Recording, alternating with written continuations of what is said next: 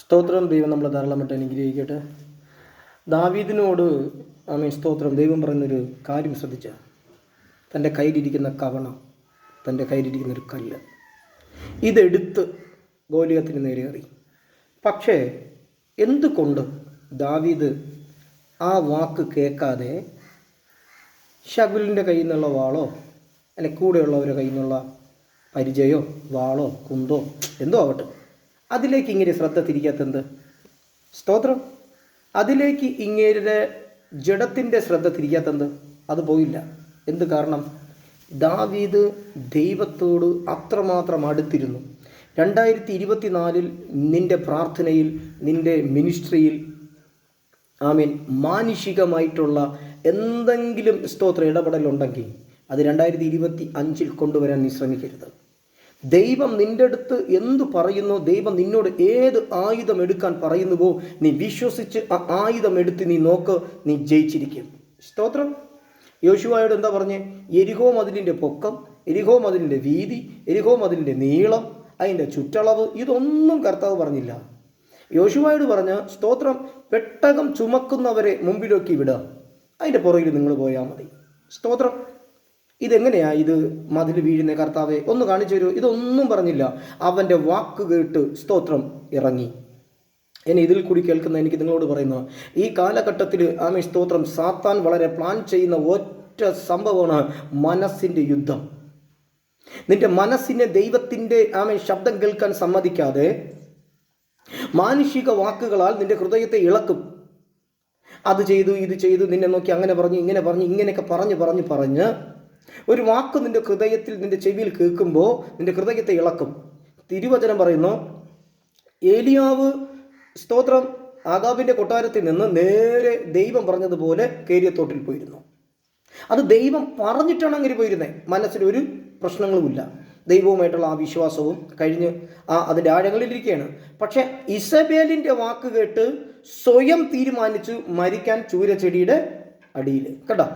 ഇനി ഇസബേൽ ഡയറക്റ്റായിട്ട് സംസാരിച്ചില്ല, അവൾ ആളെ പറഞ്ഞു വിട്ടു.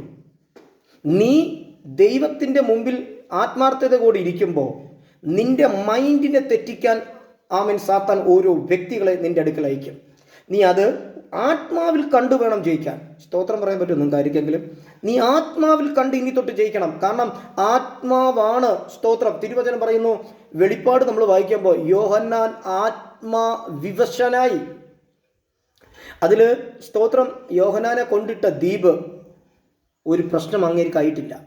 ആ ദ്വീപിനകത്ത് ഏവൻ കയറിയാലും അവിടെ നിന്ന് ചത്ത് എല്ലും കൂടായിട്ടേ വന്നിട്ടുള്ളൂ.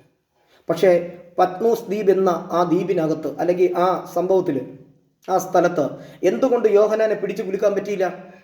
തിരുവചനം പറയുന്നു, അവൻ ക്രിസ്തുവിനോട് ചേർന്നിരുന്നത് കൊണ്ട് ആത്മവിവശതയിൽ അവൻ യേശുവിനെ കണ്ടു. അപ്പോൾ 2025 നിങ്ങൾക്കും എനിക്കും കൂടി ഞാൻ പറയുന്ന ആത്മാവിൻ്റെ പകർച്ച, ആത്മാവിന് സംസാരിക്കാൻ നിന്റെ ഹൃദയങ്ങളെ ഒരുക്കി കൊടുക്കുക. നമ്മളെ ചിന്തകൾ ഒരുപാട് ഭരിക്കും. അങ്ങനെ ഭരിച്ച് വന്നാൽ നീ ജയിക്കത്തില്ല, നീ തോക്കും. സ്തോത്രം. നീ തോറ്റിരിക്കും. ഞാൻ ചോദിക്കട്ടെ, അതേപോലെയല്ലേ സ്തോത്രം പൗലോസിൻ്റെ കാര്യത്തിലും? മെലീത്ത ദ്വീപിനകത്ത് നടക്കുന്ന പ്രവൃത്തികളും മെലീത്ത ദ്വീപിനകത്ത് നടക്കുന്ന ആഴങ്ങളും അല്ലേ അങ്ങനെ കൈക്ക് കട്ടിച്ച് തൂങ്ങി കിടക്കുന്നേ? നാട്ടുകാർ ഒത്തിരി പറഞ്ഞല്ലോ, അതാണ് ഇതാണ്, ഇവൻ്റെ പോക്ക് ശരിയല്ല, അതുകൊണ്ടാണ് നീതിദേവ. ഇതൊന്നും പൗലോസ് ചോദിക്കില്ല. പൗലോസിനോട് കപ്പലിനകത്ത് വെച്ച് പറഞ്ഞത്, കപ്പലിന് പ്രശ്നമുണ്ട്, നീ പേടിക്കണ്ട, എൻ്റെ കൂടെയുള്ളവരെ. അതുകൊണ്ട് പൗലോസ് പറഞ്ഞു, ഞാൻ ആരെ വിശ്വസിക്കുന്നു എന്ന് എനിക്കറിയാം. എന്തിനാണ് ഞാൻ ഇത് നിങ്ങളോട് പറയുന്നത്? 2025 നീ മാറിയിരിക്കേണ്ട ദിവസങ്ങളാണ്. ദൈവസന്നിധിയിൽ മാറിയിരുന്ന് പ്രാപിച്ചെടുക്കേണ്ട ദിവസങ്ങളാണ്. ആത്മാവിൽ നിൽക്കേണ്ട ദിവസങ്ങളാണ്. അല്ലാണ്ട് പാസ്റ്റർമാരുടെ അടുത്ത് നിന്ന് അവരുടെ തലയുടെ കയ്യും വെച്ചേച്ചും അതല്ല, തെറ്റൊന്നല്ല. ഇനിയെങ്കിലും നീ ആത്മാവിൻ്റെ യുദ്ധം പഠിക്കുക. നമ്മുടെ സഭകളിൽ ഒത്തിരി ആൾക്കാരുണ്ട്, അവർക്ക് ആത്മാവിൻ്റെ യുദ്ധം പോലും അവർക്ക് അറിഞ്ഞുകൂടാ. വചനത്തിൻ്റെ വെളിപ്പാട് പോലും അവർക്ക് വരുന്നില്ല. എന്ത് കാരണം? മാനസാന്തരത്തെക്കുറിച്ച് സംസാരിച്ച ജനം പോവും. മനസ്സിലാവുന്നുണ്ടോ ഞാൻ പറഞ്ഞതിൻ്റെ അർത്ഥം? കാരണം ആത്മാവിലാണ് യേശുവിനെ കാണാൻ പറ്റുന്നത്.